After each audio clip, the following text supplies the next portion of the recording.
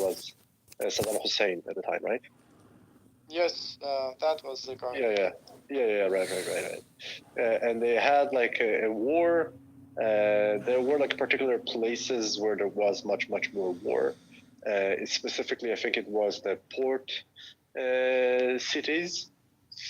And basically, this was a very bloody war. It lasted for like a long time. It's not like Israeli wars where it's like we are finishing the war in like 6 days or like 2 weeks, like the 67 or the 73 war. Now, this war costs 1 million people's life. 1 million people died in this war, 500 approximately in Iraq and 500 approximately from Iran. It wasn't pretty. But Israel had to support Iran with weapons against Iraq because Israel really was afraid of the Iraqi nuclear program. One sec, Iraq also has a nuclear program? No, they tried. They had like okay. They tried up until we bombed their nuclear reactor. That bombing also happened during this war, like Iraqi government. They thought that Iranians were bombing, but they surprised that it was an Israeli attack. Yeah. They actually didn't know it was Israeli at all. They had just no idea where it comes from. And it was like one of the most successful operations Israel ever made. By the way, Yulia, if you want me to, I can give you like a link to the documentary of this operation. It was like beautiful. It's basically, it was like one of the most one of the most like professional things people ever saw. And interestingly enough, they bombed it in such a time, such a place that there will be the very least civilian casualties. I think 10 people were killed. They managed not to bomb the explosive material that was there, and it was mainly when they switched shifts, so there were like much less people there. So it was like very professionally. Actually, one second, let me. I prefer to send me just to Telegram to hold that link. Okay, Roddy. Hi Tyler, how are you? Glad to see you. You have amazing user pick now.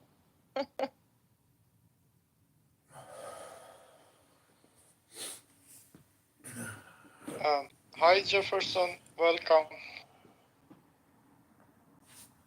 What is it called? The group name. You can send me to the private. We will not share in public this kind of stuff. It's secret group. Okay. I'm sorry. Here. I'll put it here at pinned link. If you want to, you can just save it. Thank you. Okay. I'm sorry, I didn't know that. So you can like basically save it if you want to listen to it afterwards. It's like a 44-minute documentary. Some people don't really care about that. And interesting, there was another interesting nuclear bombing, by the way, which was also funny.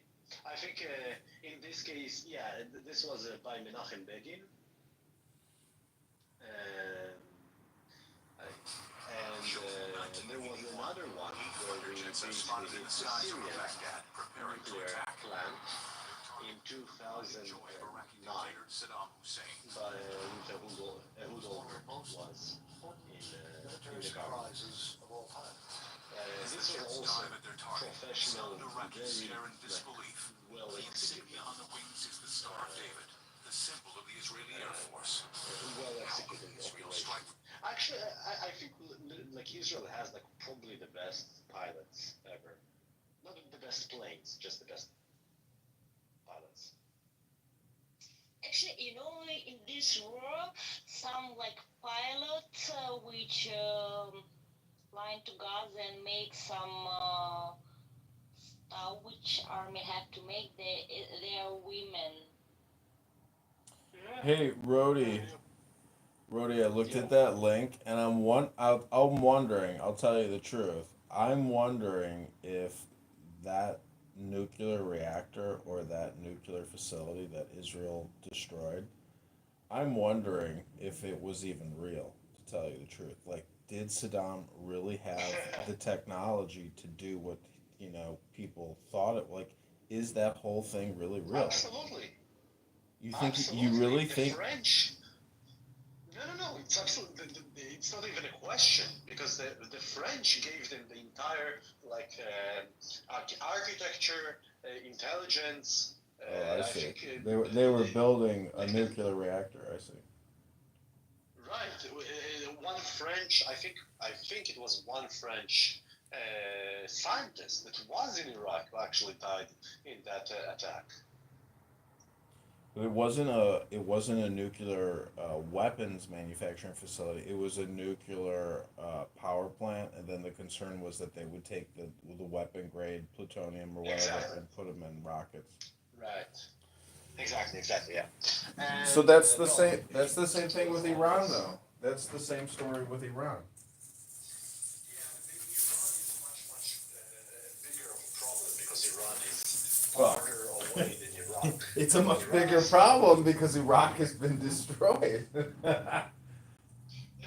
It is a much bigger problem comparatively because the way you do it is basically flying very, very close to the ground in order not to be catched by because they're caught by the radars because the radars are usually very, very high and something this close to the ground might be just a very fast something you don't notice. Now with Iran, because it's farther away from Israel, it is much harder to hit it by an airstrike because you need to fly for a longer time and you are easily can be noticed. Especially because right now there are like even better radars. Yulia, did you know that we fought the Soviet Union? Sorry? You know that Israel fought the Soviet Union. What? I can't understand. What? I get بيفريد. fought זה נלחמנו בעבר של fight. Okay. First it's the virus. Okay. Fight and past. נלחמנו. I know that it was some problems with Soviet Union, but I actually not No, so good at history. We actually fought the Soviet Union. No, I didn't know. So basically, from 1948 till 67, Russia, or the Soviet Union at the time, I'll just call it Russia because even they call it Russia. No, that time it was Soviet Union. You are right. Yeah. So the Soviet Union gave in military aid $1 billion in military aid to the Arab world. 500 million of which came, basically a half of it came to Egypt. And after our total win, after our total basically bombardment that we did against Egypt, Syria, and Jordan,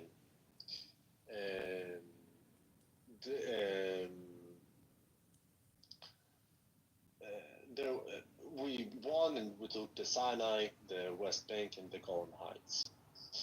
Now, That one I know, but yeah, I know. In a moment, I'll tell you. After that, there was something. I forgot how you say it in English, but in Hebrew you say Milchemet HaAtasha.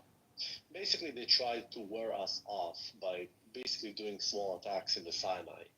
All the time, small attacks, always attacking us. But they cannot really attack us. Every time that they are trying to attack us, we are just being better and attacking back with force.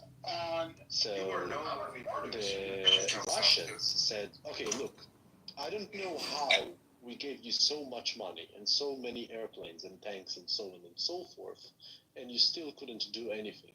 And you probably couldn't do anything because you have incompetent pilots. This is what the Russians said to the. This is what the Russians said to the Egyptians. You're just like bad. You're just like the worst. Can I read to you something from the diary of one of the generals? yeah. Yeah, 1 second. Just 1 second.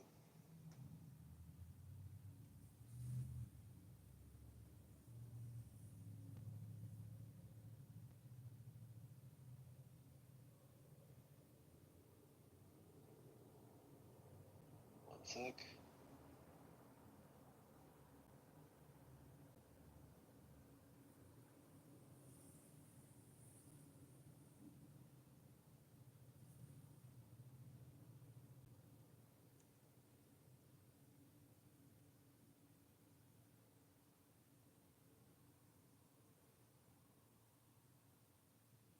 Try to, first of all, just get to the point, like.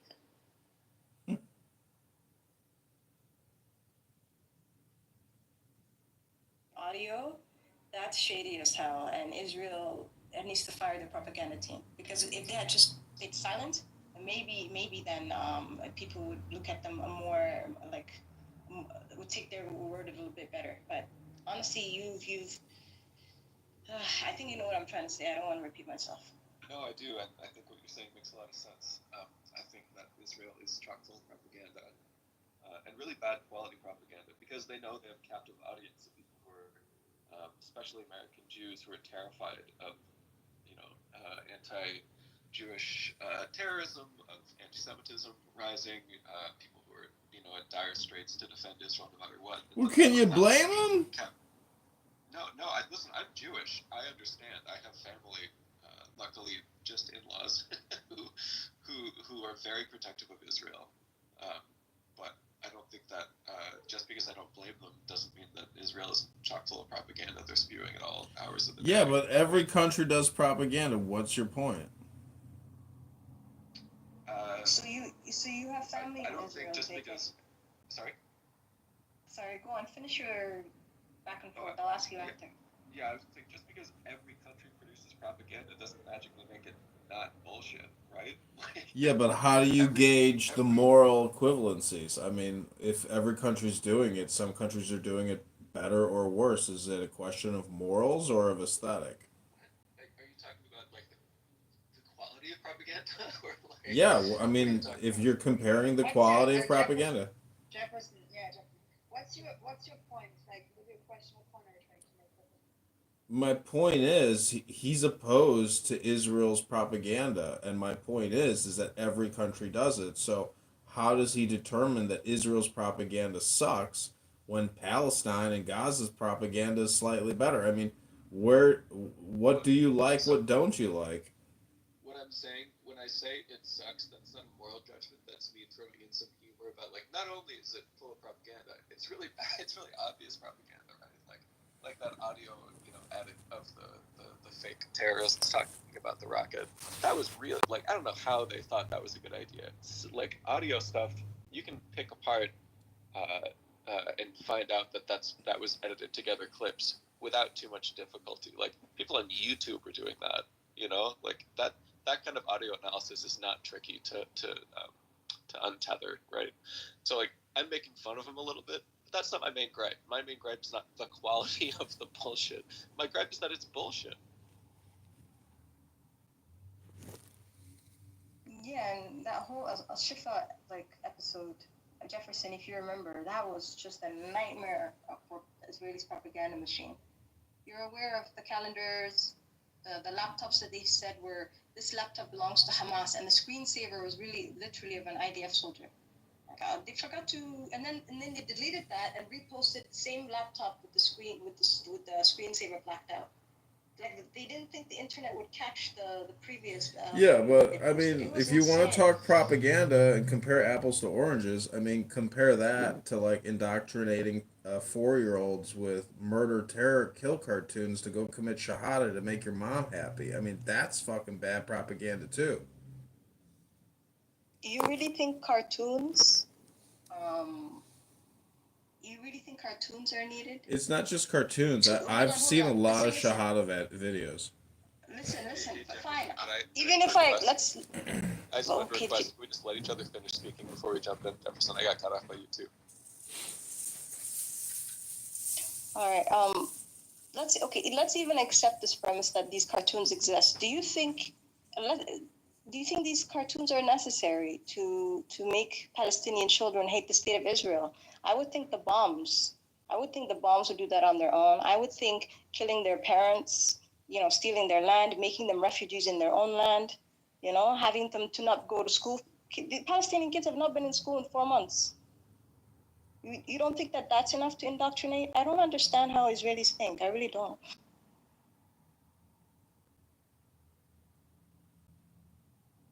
Serena, do you have the? Oh, sorry. Yeah, I was gonna ask the same thing. I think. Go ahead. Were you can you just see the chat? Can you post the link to the investigation? Yeah, I was gonna ask that too. Sorry. Yeah. What link? What link? The Washington Post? The both that you have, but like New York Times and. Okay. Let me find the Washington Post one. I remember that one, and then the New York Times one, I gotta dig. It's a couple months ago. Hold on. I found a follow-up, I think, from the same journalist from November that seems to suggest. Oh, maybe it's already in the chat. Yeah, well, I'll put it in too.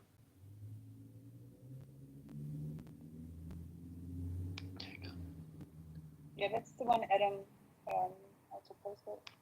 The revisiting article? Is that the one?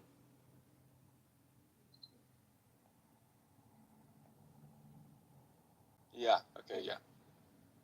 Yeah, that's the same link.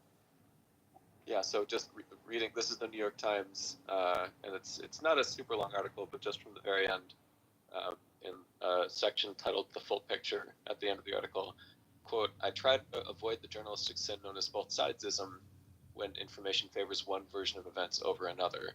And while much about the hospital explosion remains unclear, the available evidence points towards a Palestinian rocket, not an Israeli airstrike, as the more likely cause." And then there's some quotes from people, and then he goes on to say, "This evidence suggests that the Gaza Ministry of Health, controlled by Hamas, has deliberately told the world a false story.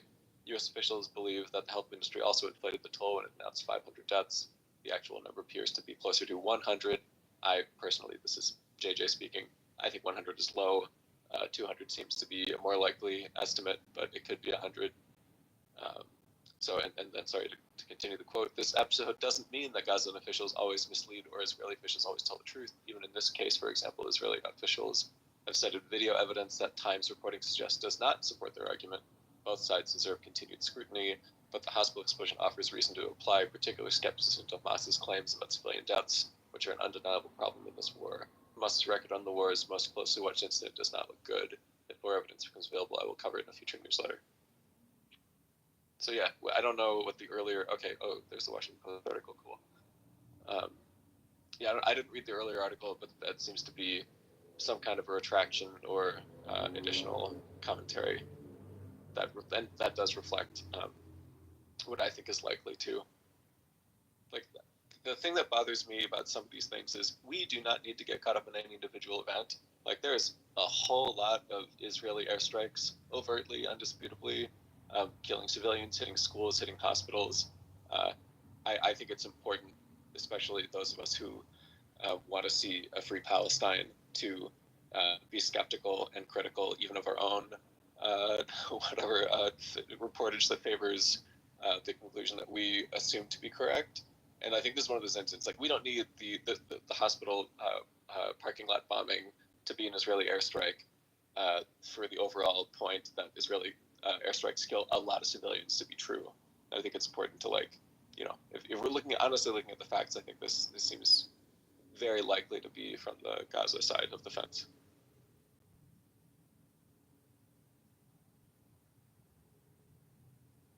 Definitely, I hear your point 100%. But no, but like period. At the same time, you know, how many hospitals have they bombed in total? Yeah, many. There's a list. The WHO, the WHO is report. I don't know what your thoughts are on the WHO, but they're reporting that 39 health facilities have been targeted and damaged since the war began, like the genocide began. So, yeah. Yep. Jefferson, I wanted to hear you chime in about this if you had anything to say. Maybe not. Anyway, I really appreciate that. So I posted, sorry, JJ. I posted the Washington Post. That was about the tunnel claims. Now the New York Times article, the one I read was earlier. So if you're saying since that they retracted, because this is way early on. So if you're saying they retracted it later on, then all right then. If they retracted it, they retracted it. Because this was immediately after the bombing, and the bombing happened like in mid-October. Yeah, the article I posted in the chat is from November something. Yeah, the one I'm talking about was in October, and I can't find it, honestly. They might have. Yeah, November 3rd. Yeah, this article I posted. Hey guys. Yeah. Hi, Adam. That's fine. That's fine. Yeah, if I can't find it, I can't find it. And if they updated their information, I accept that. Yeah. Yeah, I appreciate that. I think initially the reporting writ large from pretty much like all the Western media it claimed that Israel was responsible for the strike, right? And this was based on the reports that were given by Hamas and the health ministry and people on the ground. And then subsequently, there was a review of what happened and claims and video from Al Jazeera that was there, and it appears much more likely that there was a defective rocket that was launched by Islamic Jihad in a park or cemetery next to the hospital that malfunctioned and fell on the parking lot. And Al Jazeera actually has video of this occurring. So that's so then they were retracting the initial claims that were made that Israel was responsible because evidence suggested otherwise. So the video evidence that you mentioned, Israel made a lot of hay out of Al Jazeera posted video saying that was proof that it came from the Gazan side of the border, and that's not, like, that was debunked pretty fast, that evidence showed what the IDF said it did, just for the record, Adam.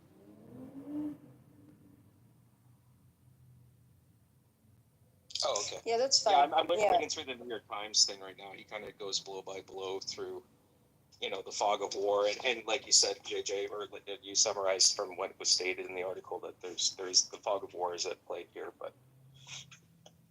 Your point stands about. Sometimes it's just foggy. Yeah, and your point still stands about what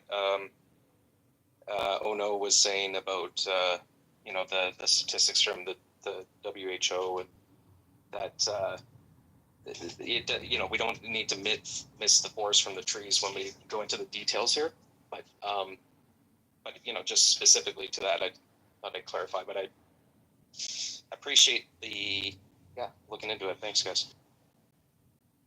No, that's fine. I appreciate facts, and if I ever get a fact wrong, I'm happily to be corrected. But yeah, anyway, the facts of the matter is, we were talking before about how the early part of this genocide, like, there was a lot of finger pointing about whether or not Israel bombed that hospital, and since then they've bombed every other hospital in Gaza. Right, exactly. You understand? I don't know why. So literally, so this is what even the Zionists online, have conceded it and agreed with me. They're like, yeah, okay, even if this was murky, the others are not. And those are clear war crimes. So I don't understand why this is happening, why this is accepted. Any other place in the world, if one hospital gets bombed, we're all up in arms. You remember what happened in Ukraine? One hospital, maternity hospital, was bombed, and U.S. was screaming genocide, you know? So it's so sad, like what's happening. Today, as we speak, they're besieging Al-Amal Hospital. Last week, they obliterated Al-Nasr Hospital complex. Yeah. It's just horrific what the IDF has been just allowed to do. And what's shocking to me is that's government, that's military. But civilians who co-sign it, like why are the people of Israel not up in arms saying, enough? They're only saying, bring our hostages home. Mm-hmm. Your hostages are also being bombed. Right? So it would make sense. It would make sense to ask for a ceasefire instead of saying bring our hostages home. How about stop bombing these people because our hostages are there? Also because children are there. Innocent Palestinians are there. Like, why don't Israeli... Okay, IDF and Netanyahu, the government, throw them all away because at the end of the day, they're military and government. I never trust those entities. But I always look at the way civilians react. If the civilians are not up in arms and saying, stop killing these children, stop bombing these hospitals, Israel is rotten at its core. And no, I don't think any of you can disagree with me on that. Well, the term Zionism, right, or Zionist, I'm if one supports a two-state solution, are those people Zionists? Are you referring to liberal Zionists? Yeah, I guess so. Literal, I guess so. Like, if you believe that, like, the two-state solution is Israel and a state for a Palestinian state, are people Zionists? Right. I don't know if it's worth quibbling over the definition of Zionism. If you want to talk about two-state, let's talk about two-state, you know? No, can we revisit my question? Like, why don't Israeli civilians value Palestinian innocent life? Many Because do. none of the children, none of the innocent women, men, and children in Gaza did anything to Israelis. Some of them have never met an Israeli. They've been stuck in this place their whole life. They're born there and they'll die there. So why don't they give a shit? What's wrong with them? I can try to answer you. How are you? Good evening. Good evening. Hi, Samud, brother, welcome. Go on. How are you? I mean, Israeli citizens really do not care about Palestinian lives because they are members of a settler colonialist establishment. And it is just basically a legacy of Western colonialism. Western colonialists have always viewed their subjects as below humans for many reasons. They demonize them, either they're unchristian, heathens, uncivilized, not the fittest of the survival of the fittest, not smart. Any of these, they can portray them, with any of these things. And therefore, they don't see us as humans. They see us as irrational beings, uncivilized in their way. So that's why one asked about the two-state solution. It's actually a joke for someone to come here seriously. Can I interject, Samud, before we switch to No, two-state? not yet. Go ahead. Yeah? Okay. No, I just wanted to note that I don't think that's true for all Israeli citizens. There have been, actually, since this bombing campaign has started, there's been a ton of pro-Palestinian protests in Israel by Israeli citizens. So to say Israel is rotten at the core, Israelis don't care, that's not true. I think many Israelis feel that way, and many Israelis do not. The majority, obviously, is in support of raising Gaza, sadly, but there's a significant percentage who are critical of the bombing campaign. And just wait. Can I just speak of the majority? The majority. Yeah, I know. Can I just throw it? No, Okay, go on. Because I'm going to post something in the chat by an Israeli professor that will answer your question. And as much as because I've been following the protests in Tel Aviv, for example, there are some people who are protesting. Some of them are on the left. Some identify as liberal Zionists, whatever the case may be. The majority, it's not the majority. And it's great that like 2 or 3 or whatever, 4 or 5% are anti whatever the state has sanctioned, like this state against the state aggressions to the Palestinian people. But the majority is not. The majority is in favor, and that's something we need to be honest about, and we need to be very honest. We need to like really look into it, listen to scholars out of Israel who are explaining to us why that is, why like explain the indoctrination, explain the education system, and I'm gonna like post something about that in the chat. But we need to be honest at this point. I'm sure like there are a couple of people who, like 200 of people I saw protesting in Tel Aviv against the war, the genocide in Gaza, and they want the hostages back, but it's not the majority. And the question aims at like why are so many. The question is it's basically asking like why do people even? It's not like they're, even though like some might not, but like why are there so many people not able to see Palestinian people as humans? But Sumut and Serena, go ahead. I will post that chat, the link in the chat. I just want to announce that. You're right. You're right. This is again, the majority of the Israelis support the war against the Palestinian people. The overwhelming majority of the Israeli people are happy or content with the status quo. For them being privileged over Palestinians, overwhelming majority. And this is and the reason why I don't blame the people.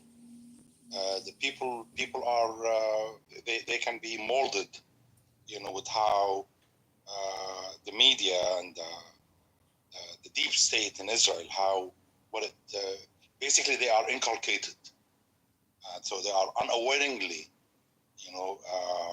supporters of a criminal state like Israel. And maybe JJ also has been inculcated, I think. Are you Jewish, JJ? I'm sorry. What am I being accused of being inculcated? Are you Jewish? I am Jewish. I am Jewish. Yeah, yes. So I think most likely you have been inculcated into what exactly? Political Zionist criminal trash. You think I'm a Zionist? No. Well, I think you are. Okay, what is your definition of a Zionist? So I could be wrong. If I'm the one being accused of something, I'd like to understand the definition from the person who's accusing me, right? Yeah. The reason why I said that most likely you are a Zionist, but I'm not going to say 100%. The reason why I have been only in this room for a few minutes. You said two things. You objected to two things. Number one, you are defending the popular image of Israel, and you objected at me deeming, Israel as guilty. That's number one. I don't think I did that, actually. Number two, you are a supporter of the two-state solution. This tells me most likely you are. But I am going to tell you. I'm going to tell you what I'm going to. Well, it's okay. I'm going to tell you. Samud, brother, let's focus on the topic, and maybe then you can suss out JJ's, because we haven't talked too much to JJ about his views. So maybe just stick to the topic, and then you can suss out where he stands from his own mouth, inshallah.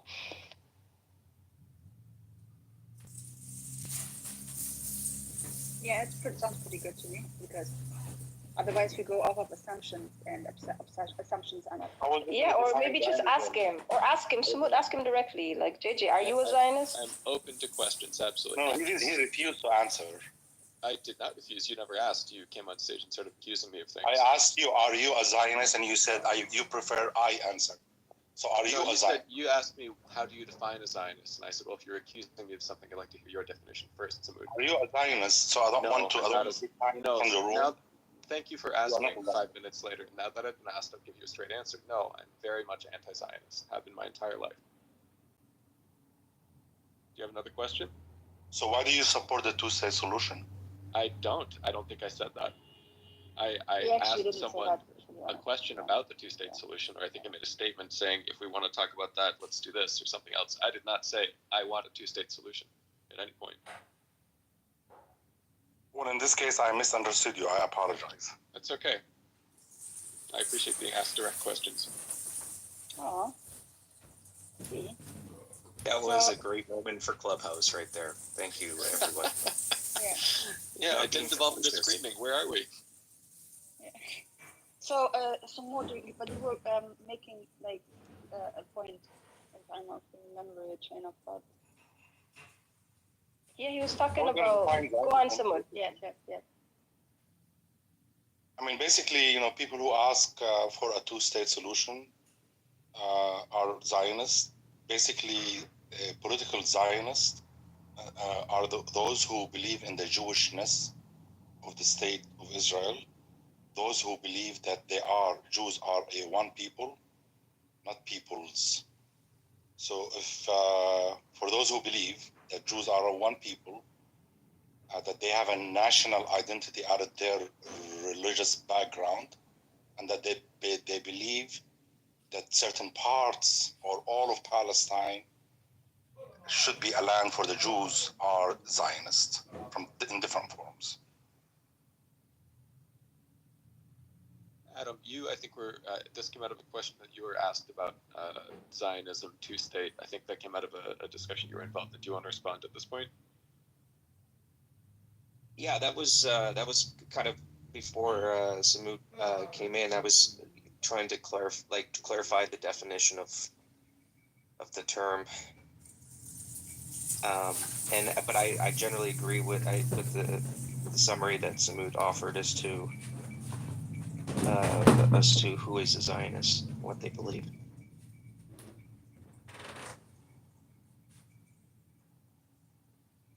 Yeah, I don't feel like, I'm not Israeli. I've never been to Palestine. I'm not Palestinian, right? Like, I don't really feel like I have any say over what happens in the future. I also feel like that's a huge privilege. Like, I can point out the flaws in the way that people recount history, or the ethical inconsistencies with the way that my Zionist friends talk about what is good and proper in the current actions that are taking place there. But I have no idea what should happen in the future, and I think that's I'm pleased to be. I recognize the privilege that I have in not having to have an opinion about the future. I just think it's so thoroughly fucked. I don't really see a way out of this, to put it concisely. Technically, from what I understand, not of the 1988 declaration, but the 2017 covenant of Hamas. They, from what I understand, they propose a two-state solution at the pre-67 borders. And so, with this definition, I'm taking Hamas's word for it, which for some would be a struggle, and not exclusively Israelis, or there's Palestinians. Many Palestinian people in Gaza, supported other political parties in the 2006 election. That Hamas itself in 2017 essentially recognized a two-state solution as the way forward here. So technically, if we use this definition or this summary of what Samut offered, that Hamas itself are Zionists.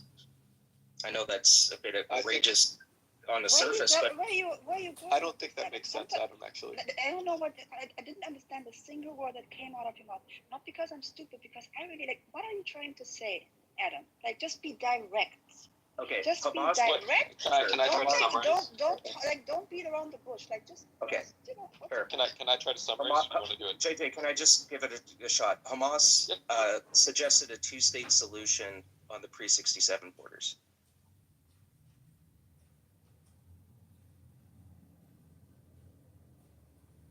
I think what Adam's saying is, if we're defining anyone who's suggesting a two-state solution as supporting the existence of a Jewish ethno-state, as a Zionist, then Hamas fits the definition. Is that what you're saying? Yeah, I got that. But like, why are we saying that? Like, what is the point of this point? I'm confused. You know, I mean, it couldn't be. I mean, basically, Hamas or the PA basically have succumbed to the dictats, of Israel. That's pretty much. I mean, I'm confused. Something. I'm confused how we it's 2024. Like, how is this a point? And why are we so? Are we now discussing what makes the Zionist? If they're pro two-state solution, where are we going? It makes no sense. It's a valid. I'm sorry, I'm not trying to offend you, Adam, but that's a very relevant point to make. The existence of Israel itself is rooted in Zionism. So whether it's a two-state, I don't know where to go with this. Other than I can't even. Yeah, I'm gonna mute up because I can't be part of this conversation. Wait, let's hear from. This conversation is going. Can I hear? I missed Samud. My internet went out. I didn't hear what you said, brother. What's your response to what Adam said? Can you take your time and articulate? I don't know. I mean, just basically, Palestinians, if they happen, when they started working or planning for the two-state solution, it started a long time ago. A lot of Palestinian thinkers, Edward Said, for instance, included Rashid Khalidi. That doesn't mean that they have inherently, ascribe to Zionism. It's only that you accept what is feasible at the end of the day. What can we do? I mean, if this is we don't want to be exterminated, from Palestine if we are allowed to live on parts of Palestine. Some Palestinians accepted that. That doesn't make them Zionists. Of course, every Palestinian's wish is to be repatriated and restituted to historic Palestine for life, to return how it was before the inception of Israel. Yeah, I think that's the right take, honestly. I think, it's cute, Adam. You're trying to... This is why I was we should just avoid discussing what defines Zionism, because I don't really care, right? What matters is what you want to happen with the people who are there. Talking about if you want a two-state or a one-state or how those looks to you. That's an important conversation. But if that technically falls under one version of one definition of Zionism, I don't care, right? So, yeah, but I think Samud is dead on. Just because Hamas technically might be in support of a Jewish ethno-state because that's what a two-state solution would involve, that all that means to me, all that says to me is that they're trying to pull a realistic future out of a really difficult situation. If the powers on the ground, if the powers at play, if the forces on the ground dictate that the only thing that we can realistically hope for the Palestinian people is a separate state from Israel that is its neighbor, its close neighbor, then so be it, right? If that's the best we can do, that's the best we can do. I don't know if calling Hamas Zionist is coherent or truthful or relevant. It just feels like an irrelevant aside.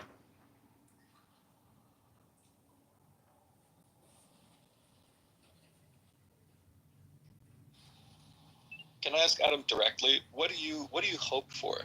What are you hopeful for? Where this conflict will go? I think a two-state solution is the best of maybe bad options. I think Israel needs to there needs to be reconciliation and compromise, including the removal of settlers from the West Bank and a active pushback on the 30 I think it's 35% of the most recent polling that support settlers going back into Gaza, including a convention last week complete with members of cabinet that are there supporting this idea, and that I think the 60 and establish it along the 67 borders. I think that's I think the real politic is that Israel exists and it's not going anywhere, and militarily, it's the ability to destroy Israel and cease it from existing. I'm not saying extermination of Jews. I'm saying the disbanding Israel is not at all realistic, and so the two-state solution would be the best outcome, but that also requires, it's not just the removal of settlers from the West Bank and forbidding the reintroduction of settlers to the Gaza Strip, but also a genuine process of reconciliation that goes through the experience of the last century or so.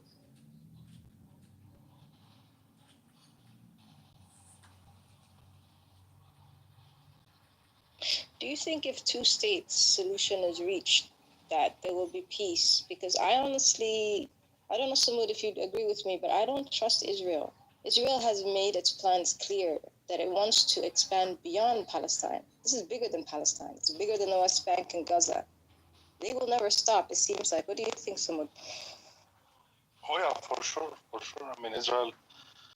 I don't trust Israel. Israel is so scary, in my opinion. I mean, yeah, Israel has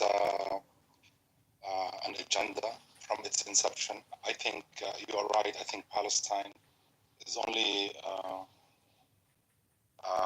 a starting point, a point of departure, you can say, for their project. Their goal, in my opinion, is to at least, economically control the whole area in there. The Gulf and Iraq. Lebanon, Syria. Yeah, and you can see it's working because they are doing it by destroying these countries and weakening them. Once these countries are weak, then they will succumb, So yeah, I agree with you. I mean, Israel is a very, very scary, powerful body. I mean, Israel, in my opinion, America is afraid of Israel. We see it here. I mean, I don't think any politician can dare speak against Israel, and if they do, it's like committing suicide. Yeah, I've noticed definitely political pressures on American politicians around Israel, but I don't like if you'd asked me 5 years ago about this, I would have said, yeah, but like every country has that. China has border expansion aspirations. Russia has border expansion aspirations. India, God knows, has issues on their borders that they would like to push further. That's just kind of like how modern, nation states, operate, like in stasis. And then we saw Russia roll tanks over the border. But you have to make the differentiation. But you have to make the differentiation. When we talk about India, we're talking about people. We're not talking about settlers. Yes, I agree with you. But it's unique. That's unique. Like Israel is built on land facts. Yes. Not indigenous people who are expanding their territory. It's land. It's part of the European expansion movement. I agree. It's settler colonialism. It's literally people invading a land and taking land and taking more and more land, ascribing less human rights to none to the indigenous people to those lands. I agree with you. This is why I personally am not for the two-state solution either. I would like to see the ethno-national state of Israel to be dismantled and for it to be one Palestine, where people then, not very realistic maybe, can, after processing, analyzing, working through the deep-rooted trauma and their history, can maybe find a life in the future in peace. But it is based on land theft, and it's all about expansion, and it's based on sectors. They're not. I agree with you. If I could finish. Sorry. Go ahead. Yeah, no, it's okay. I hate the conversations about what is defined as Zionist because I think they're useless. I also hate the conversations about what is defined as indigenous because I think they're also equally useless. Like, even if all the Jews of the world were 100% clear ancestry, clear genetics, indigenous historically to that land, that still doesn't give anyone the right to go kick in anyone's doors and not let refugees return home. Like, it just doesn't matter. So I hate the conversations people get stuck in around this. It's just not important, and it's a distraction from what's actually happening.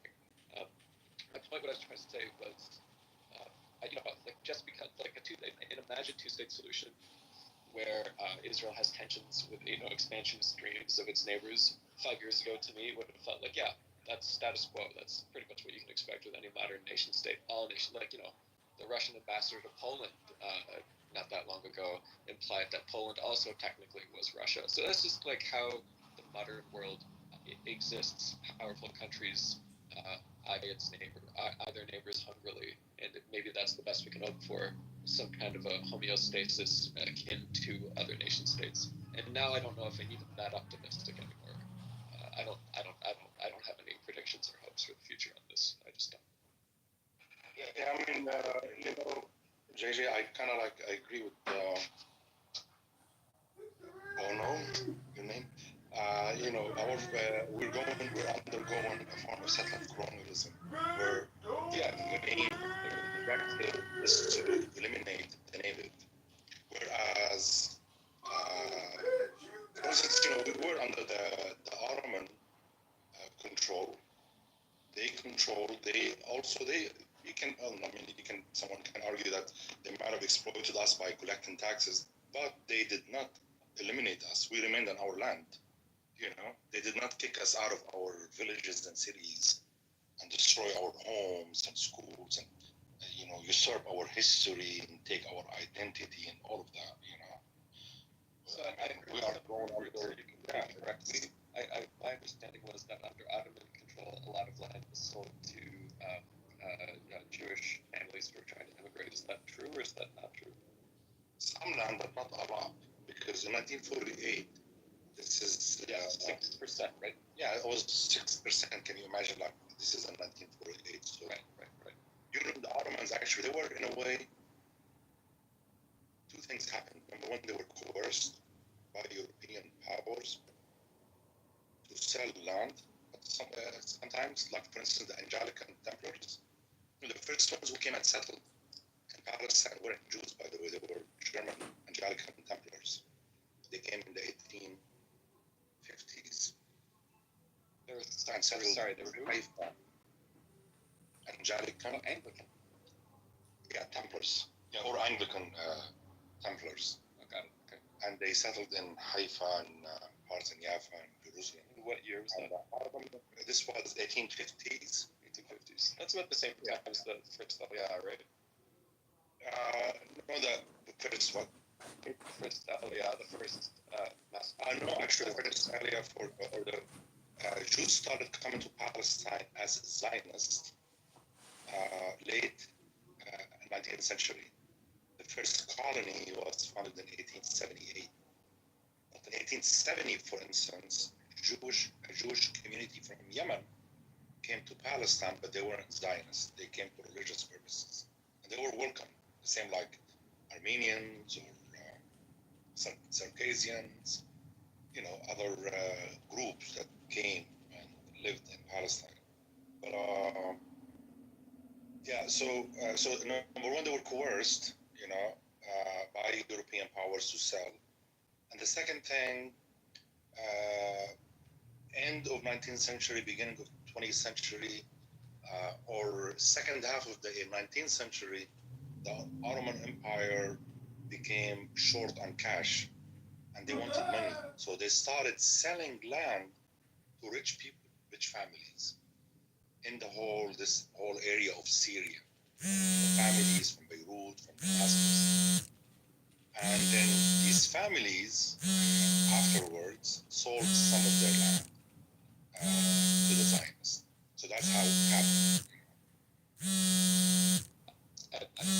From what I recall, that exorbitant rates.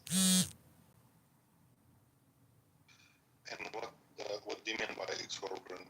What do you mean by inflated prices, land price? Oh yeah, I don't know about this. I think that's part of it too. But I also, just for the sake of, because I'm like this, just as I push back when Zionists say that Israel was coerced into, it's like the Zionist community was coerced into picking Israel as homeland by even like the Christian evangelical community or the Western powerhouse. Like, yeah, there were a lot of what do you call it, like aligned interests, but the Zionist committee under Theodore Herzl certainly wanted to move. Like, they certainly wanted Israel. So just as I would give that pushback in that circumstance, I would also push back to say I don't think it's fair to say the Ottomans were coerced into selling this land. I think they needed funding and they saw an opportunity to get it. I don't know if coercion is the word I would use. Well, coercion was the first one. I mentioned too.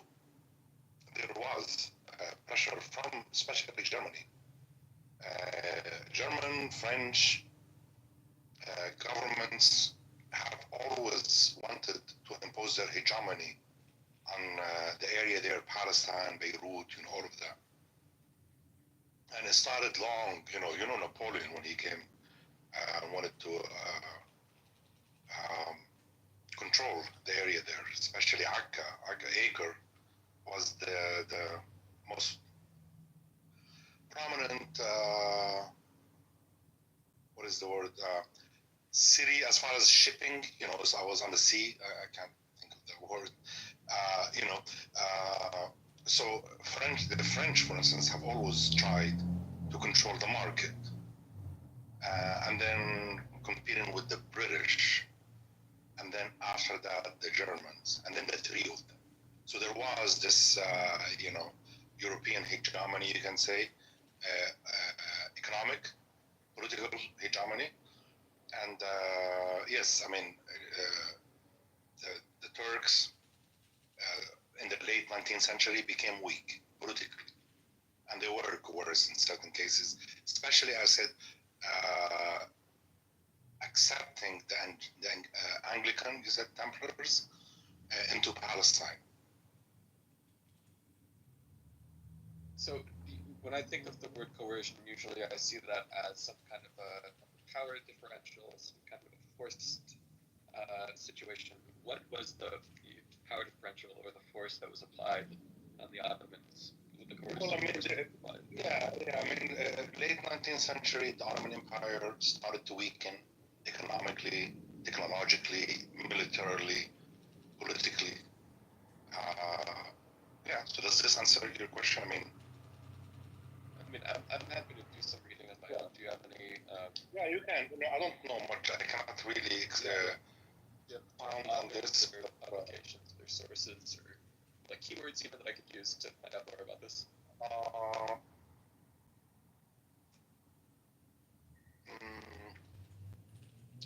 Let me think. You want to read more? See, most of the. Okay, yeah. Let me think. I'll answer you maybe in a minute or two. Let me think. Yeah. A couple of keywords.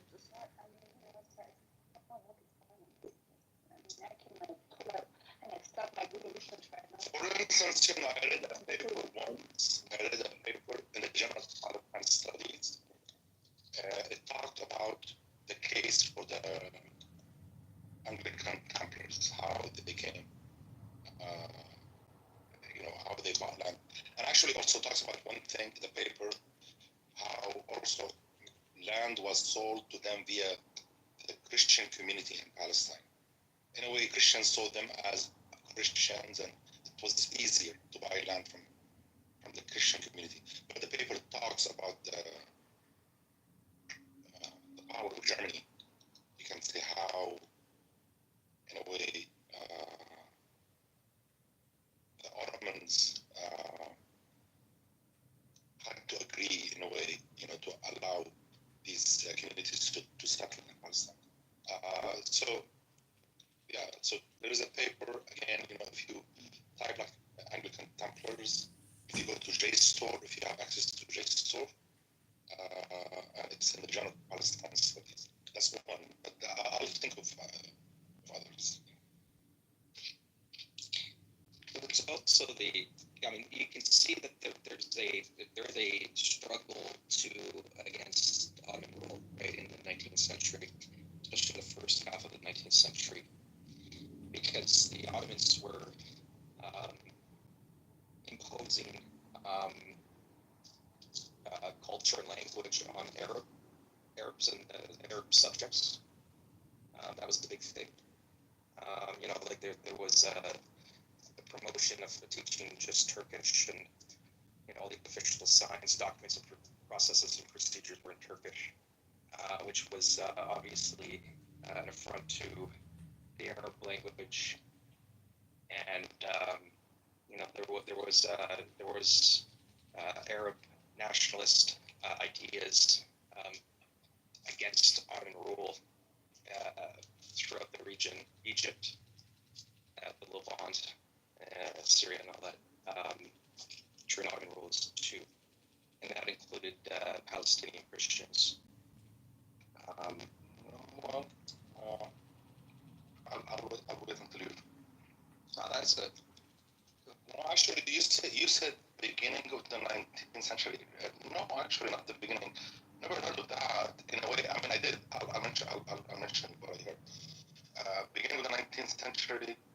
No, I mean there were Egyptians, Ibrahim Pasha, his father, Muhammad Pasha, I think. I forgot that. Jamal Pasha. Muhammad Ali Pasha, and then his son Ibrahim Ali Pasha, were trying to gain autonomy and expand their control in areas that was controlled by the Ottomans, and they succeeded in 1840. Their endeavor, you can say, culminated in 1840, when they sacked Acre. 1830, I'm sorry, when they sacked Acre. Acre was, again, economically the most prominent city, on the coastal line. But when the Turks, the Ottomans became aware of their language only in the late 19th century, and this was a trend in Europe, and also the part after, and followed in the Arab world, where the idea of nationality started becoming trendy. People started looking for something that is common and started forming a nationality out of whatever, their geography, their language, history, and so late 19th century, beginning of 20th century is when Turkey started viewing itself as a nationality and as a Turkish versus Arab. But before that, I don't think, Adam. No, I mean that's during their control over, let's say, like Palestine, Lebanon, and Syria was one body, one area, you can say one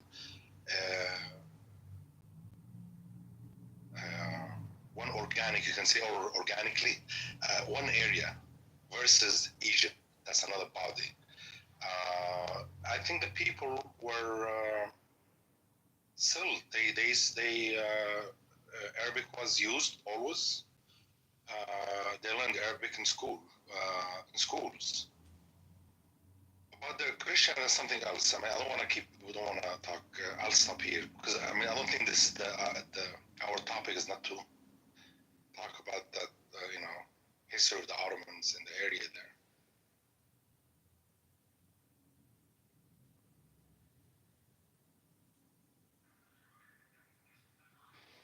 It's fine, Samud. If you want to finish up your thoughts, and the room kind of has been open for many hours, so if you guys want to talk about that, that's okay.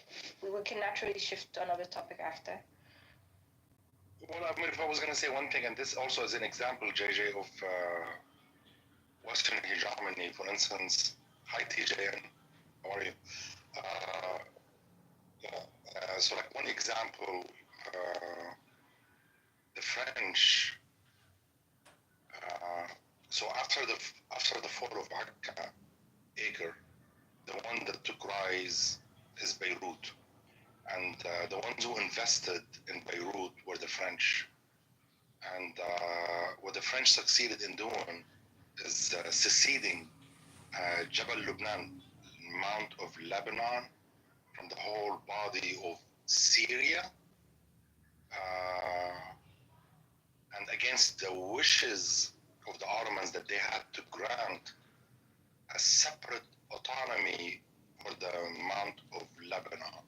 This was back in 1860. It was against, in a way, I mean, we can go and dig more in history how it happened, but it was not. It was against the wishes, you can say, of the Ottomans that this Mount of Lebanon was separated in a way, it became autonomous. And then the idea, I mean, if you want to go after that, you hear, for instance, in the 70s and 60s, 70s, and 90s, people isolationist from the phalanges, Christian phalanges, their idea of seeing themselves different started after 1860.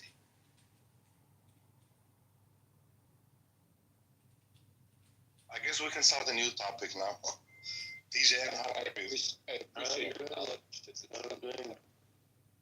I'm doing very well. How are you doing, Samud?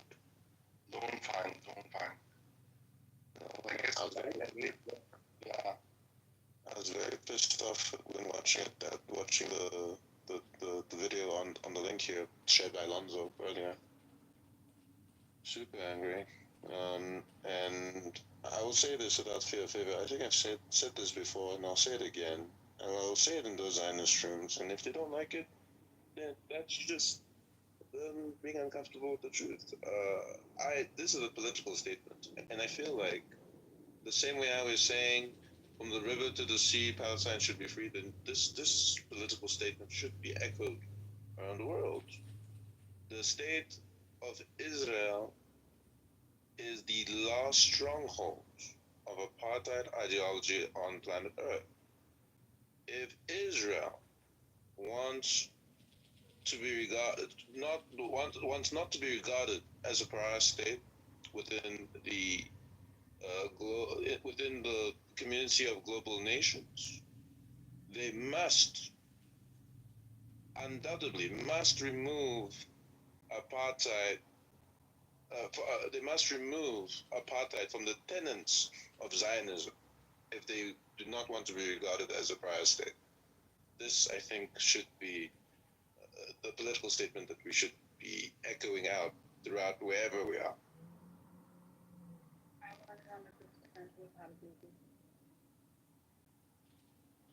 JJ or Jefferson, do you agree that it's an apartheid state? Oh, obviously. I mean, I think you'll get quibbles because people say, "Oh, within the borders of Israel." No, but yeah, that's not relevant. It's the territories that Israel has control over, has power over, is very strictly managed as an apartheid state. Streets that certain ethnic groups are allowed to walk down and not other ethnic groups. Like, come on, like it's pretty obvious. Like yeah, like and I would also, as a foreigner, I can walk around. Wait, TJ, let him land. In a poll, I think from about 10 years ago, so like, a good minute ago, 25% of American Jews also reported that they consider Israel to be an apartheid state. So, yeah, that survey skewed young. So that's the future of Judaism right there in America.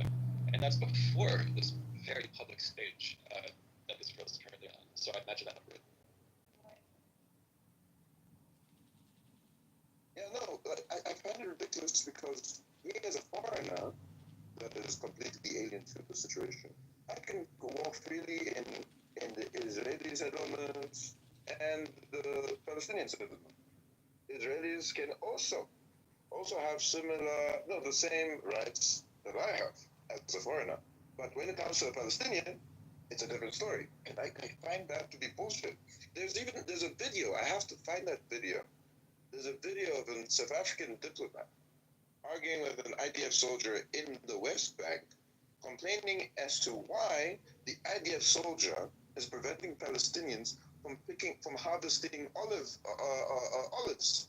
from the olive trees. And then the IDF soldier was so mad that he couldn't do anything against this South African diplomat because he has a diplomatic passport, because he was harassing the Palestinians. And he watched to do the same to him, but he cannot because he has a diplomatic passport. That video was quite iconic. I need to find that video. Yes. I will make it. Yeah, I mean, this, TJ, and this actually can make us recall or think of apartheid in America in the 40s and 50s. Foreigners, non-blacks, white people, right after they land in America, they will have more rights than blacks. They will have rights to move, right to live wherever they want, right to eat in any place, right to all of that. The whole, right away they will be enfranchised, in the system. Give you an example. In the Second World War, when United States Army brought German prisoners of war here to America, and actually close to where I live in Charlotte, North Carolina, so in an area a town called Matthews. They built a base there, and they kept the prisoners of war there. Can you imagine that prisoners of war, Germans, were allowed to eat with white Americans, whereas blacks could not eat with them in the same hall? They had to, of course, they couldn't enter the room where German prisoners of war and white Americans, ate together, but blacks who were actually members of the army. I forgot to mention that. Who were soldiers, black soldiers. So a prisoner of war had more privileges than an American black soldier. Yeah, people probably know this already, but the Nazis drew great inspiration from the way the U.S. managed their ethnic apartheid. When the Nazis sent their delegation to look at the U.S. racial caste system, their conclusions were, and this. Sorry. Yeah, they didn't have to. Right, exactly. Yeah, they didn't have to go when they sent then this is before the concentration camps is really in full swing, right? This is like Nazis were in control. They sent a delegation to look at the U.S. caste system, and their conclusions were they couldn't do it that well, right? Like the U.S. had a one-drop policy, and the Nazis concluded they couldn't have a one-drop policy that was too strict. They had to have slightly looser. They couldn't be as. As I was trying to say, actually, Germany didn't have to go far when it came to that system. They just had to look at what their forefathers did in Namibia.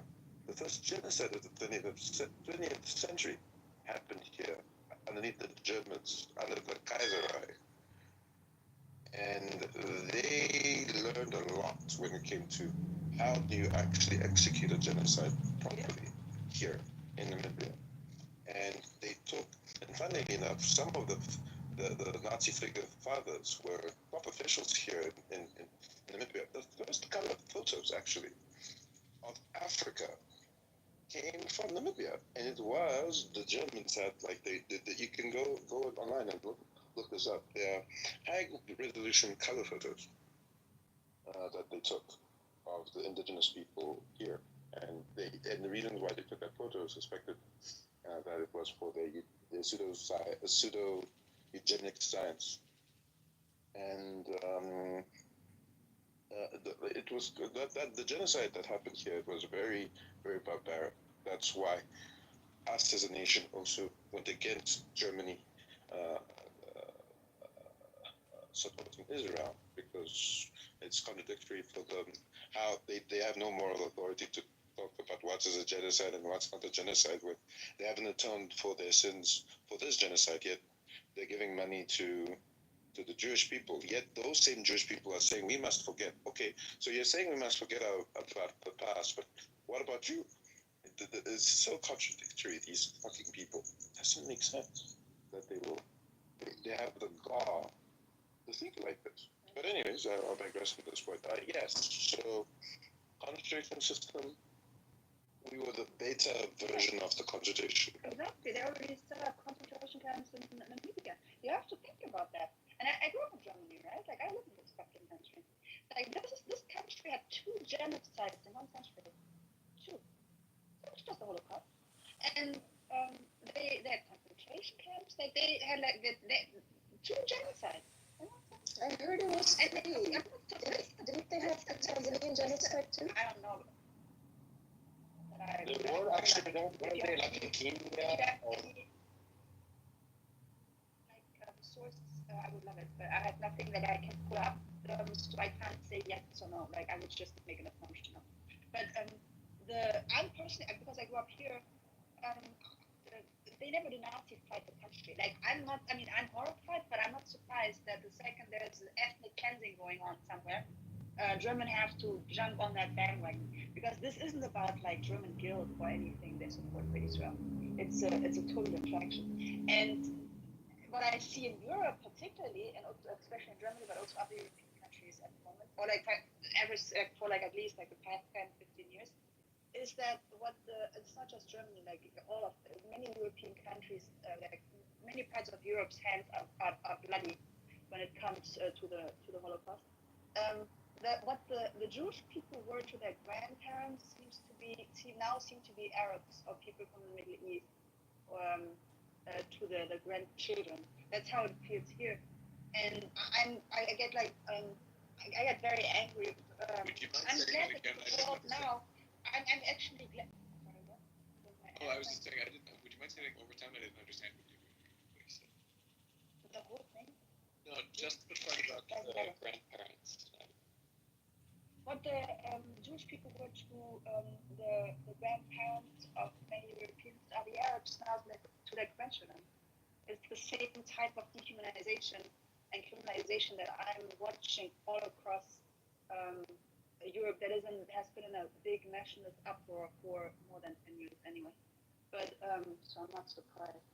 But the persecution of people of Arab descent or even just Islamic faith is out of this world at this moment in a couple of European countries. But I also wanted to say something else, but I forgot. But maybe it wasn't important. But I'm glad that the world now is now getting to see that Germans have been very successful at portraying this image when they in fact never denazified the country. It's still such an anti-Semitic country. They're also very racist, but the anti-Semitism in Germany is so deeply rooted. Like it's horrifying. I mean, right now I have white German Christians calling Jewish people anti-Semitic. I was going to say that. Yeah. In the media, they're canceling a Jewish. It's absolutely absurd. Yeah. Yeah, that's how you know that this is not about what it purports to be about, right? Israel has done a masterful job globally of using Holocaust guilt and fears of returning anti-Semitism, and they've managed to like transmute all of that goodwill and authentically, like I think Germany is guilt-ridden and trying to undo some of its sins of its past, right? I think a lot of people feel like they owe it to Israel in some way. Israel's done a fantastic job of turning all of that energy towards enabling their war crimes and their apartheid state. It's incredible.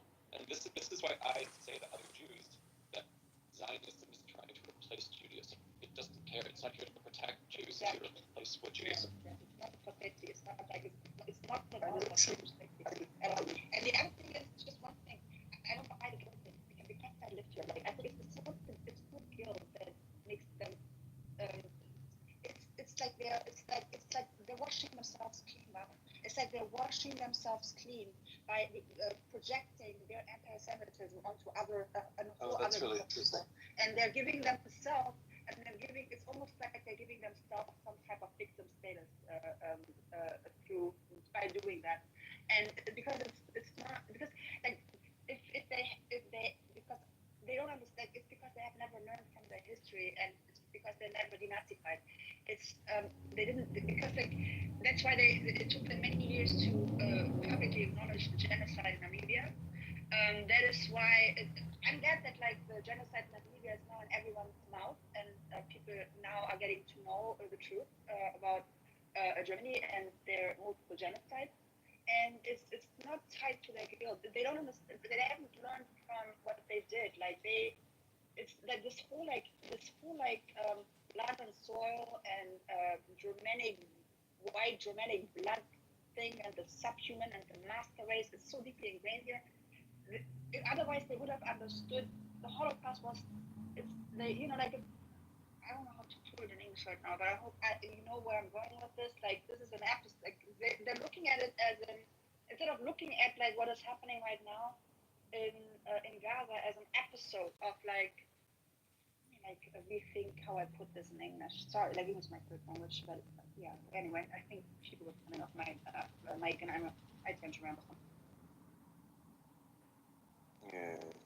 No, not at all. We understood you. Yeah, we understand. I was trying to say something, but I lost my train of thought. Let me recollect. Yeah, in the chat I put a website with some information. You guys know when oh god, what was the, South Africa? I forgot South Africa's name. South Africa, when they announced they were taking Israel to the ICJ, you guys are talking about how Germany came out of left field and said we're going to defend Israel. Oh my God! And like Germany should have stayed cute on mute, because what happened was everybody dug a little bit into Germany's history, and a woman, I wish I could find the video for you guys. She went through in depth of all, like, of course everybody knows about the Holocaust, but she talked about the Namibian genocide, which all of us like have heard about, because Namibia came out in the media and said, not so fast, Germany, you're up next on the chopping block in the ICJ. We're going to take you to the genocide. We posted a tweet, literally from our official Namibian presidency account, and I kid you not, we've never had any form of digital content, whether it's a music video or anything. We've never gotten a post that went that viral so fast. This post that we posted on X literally got 25 million views in less than 3 days. God damn! It went. Yeah, Germany was so mad about that. And then what happened was this girl who made the video, she also talked about another genocide no one knew about. I never heard about it. Apparently there was a genocide at the same time. Germany was a busy little bee. They also committed a genocide in Tanzania in the early 1900s. I think during the time in the Namibian genocide and a little bit afterwards, where they killed 300,000 people. Many of them through famine. So literally, Tanzania literally came out with a statement. She showed it on her Instagram video. She said, Tanzania said, me too. Oh my God, Germany is just terrible. If there was a World Cup of genocide, like Germany would take gold every year. I'm seeing it right now. Steinmeier, like fucking Nazi. I mean, that's another point. Germany, they will find Nazis in the government, police, in education, and healthcare. They're like everywhere. Steinmeier, Frank-Walter Steinmeier asked for forgiveness and expressed shame for colonial atrocities committed in what was then German East Africa. Yeah, I'm not surprised. They're genocidal motherfuckers, and nobody should buy their guilt bullshit, because they still are anti-Semitic. Like, not all of them, but the majority is. And it's like Germany is like the reason why Europe isn't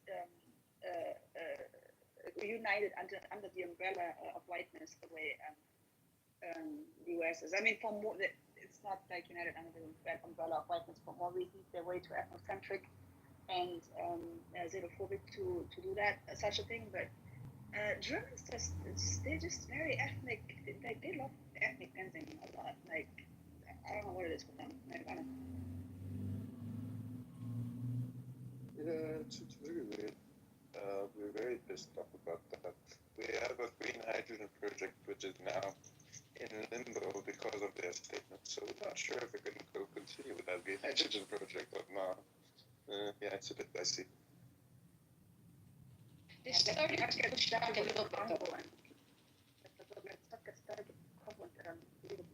What do you mean pushback? Germany pushback? Yeah, I think Germany. I was reading today that it's the first time I've seen Germany say anything anti-Israeli.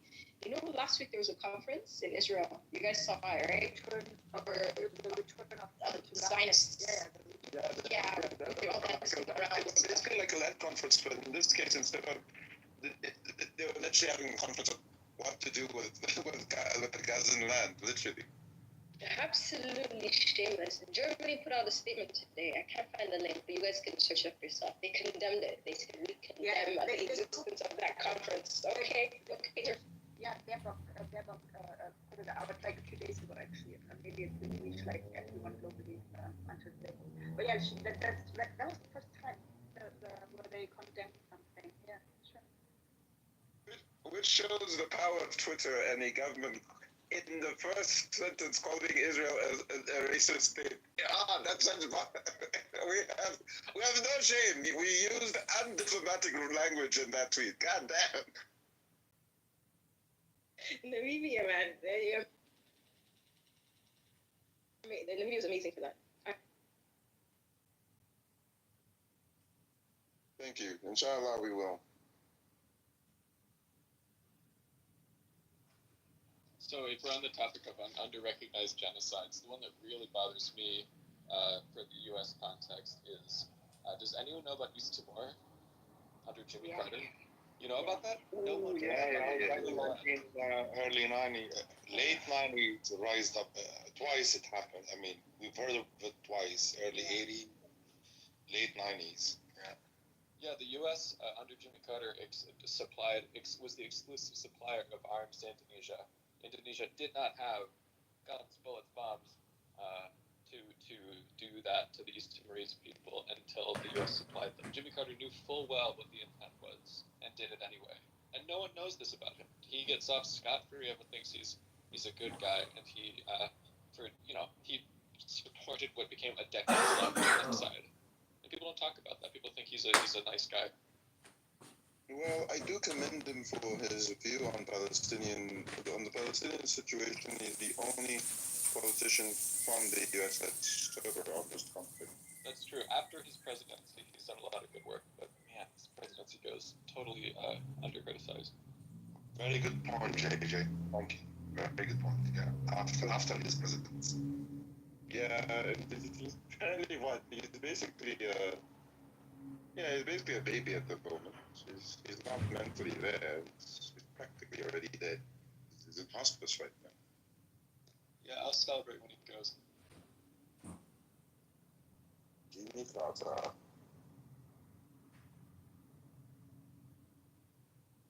At least he outlived Henry Kissinger. Oh my God, it's a good guy. I thought he was already dead. Did anybody else think he was already dead? I didn't know he was still alive. No, he's still alive. He's about to kick the bucket, but he's still there. He's so bad. Wait, Kissinger or Kissinger? No, Kissinger. Yeah, I thought he died in like the 90s. I don't know why. Kissinger died last year. 100 years old. Age 100. Literally, I think it was a day after his birth. 100 years old. God damn. I wonder how these like old people, usually like when anybody reaches the end of life, like you look back on your legacy and stuff, you know? Like some of these elderly, like decrepit old people are still committing genocide at their big age. Like, what are you doing? Like Joe Biden is 82, I heard. Like literally, he's rerunning for president. Who are you gonna run? And he had 2 brain aneurysms. Yeah. And his son is known for smoking crack cocaine and having videos of him nude with 2 prostitutes. There was also a video of him complaining with a prostitute about a payment of $10,000 and him being respectful to the prostitute. And then there's him. There's a lot of nudity. He's in. Yeah. He actually was like, I'm the most respectful guy you've ever met. When he was, I've given you $10,000. You know, no, gets $10,000 just like that for being a hoe. Like that's basically what he was saying. What else? There's also another video of him getting a foot massage. A feet. Assisted massage. I'm not gonna tell you where, but I think you can get the picture where it was. Yeah, I got a feature. Yeah, there's videos of that. This guy got hacked and shit got leaked. And during that time, Twitter wasn't controlled by Elon, and Twitter was actively deleting the videos of like literally the White House was commanding all of the social medias to delete that footage. And there was limited press coverage on purpose. So the only way you could actually get access to it is on Russian apps, like Telegram. So that's where we got the shit. Yeah. If I'm being I really honest, don't though, care. I don't really care about unprivate. Yeah, I was about to say the same thing. Yeah, I just don't give a shit. He's a private citizen. Like, whatever. He's some loser, some crack addict. Just leave him alone. Who cares? That was crazy. He's a private citizen. Oh, he's only the son of the president, and he's doing corrupt business deals like a Ponzi, like a fucking mafia gangster business. I mean, oh well. Oopsie. Must be a glitch in the matrix. So Jefferson, if you wanted to draw attention to his corrupt business dealings, if they have to do with his